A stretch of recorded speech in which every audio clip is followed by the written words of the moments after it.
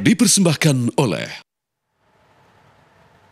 Dan pemirsa, kita telah terhubung dengarkan kami Bagus Priambodo dari Media Center Haji yang siap mengabarkan langsung informasi terkini di Kota Mekah, Arab Saudi. Assalamualaikum warahmatullahi wabarakatuh. Selamat malam waktu Indonesia. Apa kabar Bagus? Waalaikumsalam warahmatullahi wabarakatuh.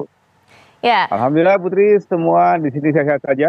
Baik, Bagus, mungkin bisa Anda kabarkan sejauh mana proses kedatangan jemaah calon haji asal Indonesia di sana hingga saat ini. Bagus, silakan.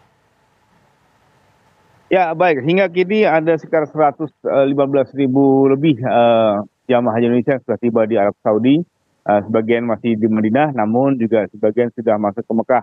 Jadi memang sudah ada migrasi ya dari kota Madinah menuju Mekah, ditambah dengan gelombang 2 dari kloter kita yang langsung mendarat di Jeddah dan kemudian berpindah ke Mekah. Ini kurang lebih, jadi kalau kita perhatikan ada sekitar lebih dari 30% jamaah haji Indonesia sudah berada di kota Mekah dan kemudian menjalankan ibadah yang harus dilakukan.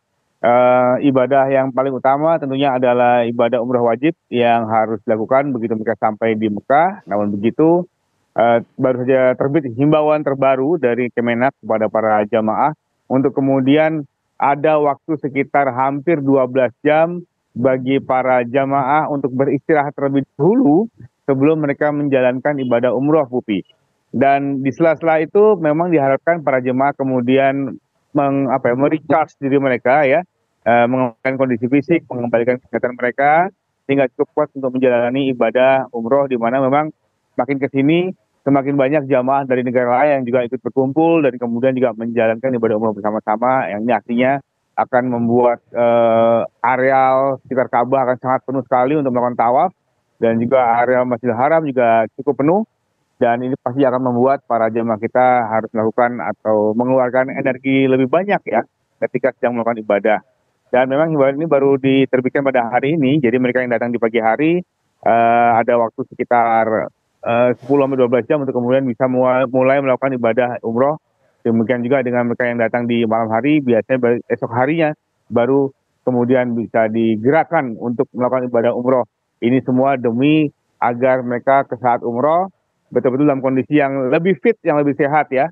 Hari ini saya sempat berada di Haram dan melihat memang beberapa jamaah kita, terutama yang sudah berusia lanjut, cukup kepayahan ya, karena cuaca suhu udara mencapai 42 hingga 43 derajat Celcius di siang hari.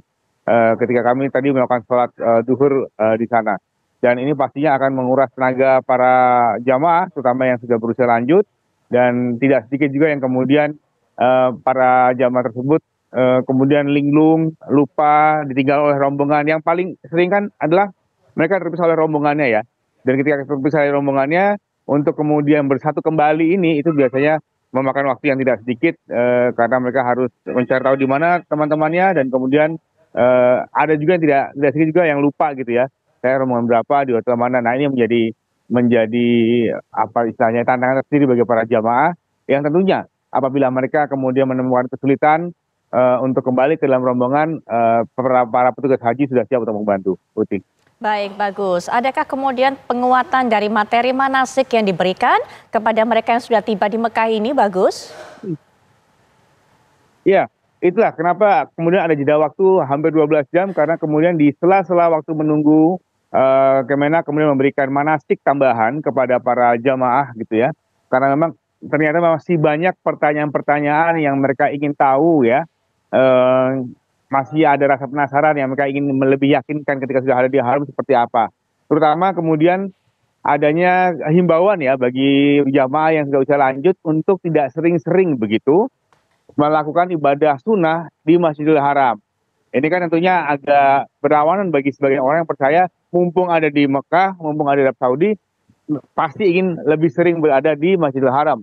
Tapi kemudian diingatkan juga oleh para pembimbing ibadah di sini bahwa perjalanan masih panjang. Apabila sudah melakukan ibadah umroh wajib, maka mungkin ada baiknya jika dalam kondisi badan yang tidak betul-betul fit, lakukan banyak ibadah sunnah di sekitar tempat penginapan atau mungkin di masjid yang terdekat.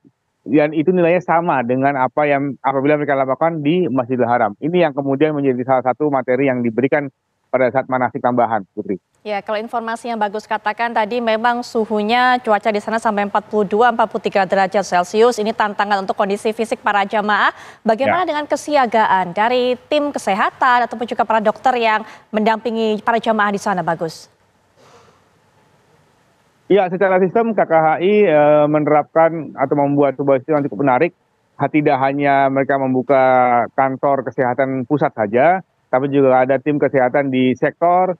Kemudian juga ada tim kesehatan di masing-masing ya, artinya semua dokter ada tim kesehatan di sektor sudah ada, sehingga mereka ada klinik satelit juga di beberapa hotel. Artinya tim kesehatan langsung turun ke bawah ya, mereka harus memantau kondisi kesehatan para jamaah memang. Dan ini yang saya pikir cukup membantu, sehingga apabila ada jamaah yang merasa tidak enak badan, bisa langsung menuju klinik satelit, dan kemudian bertemu dokter untuk dilakukan pemeriksaan awal. Dan saat ini memang fasilitas kesehatan yang diberikan dimanfaatkan cukup baik oleh para jamaah. Dan saat ini tercatat misalkan saya membaca ada sekitar 50 orang yang sudah memanfaatkan rawat jalan di KKHI, Putri. Baik, Bagus Priambodo mengabarkan. Terima kasih untuk informasi terbarunya. Selamat menjalankan ibadah di sana dan jaga kondisi Anda. Sekali lagi terima kasih Bagus Priambodo.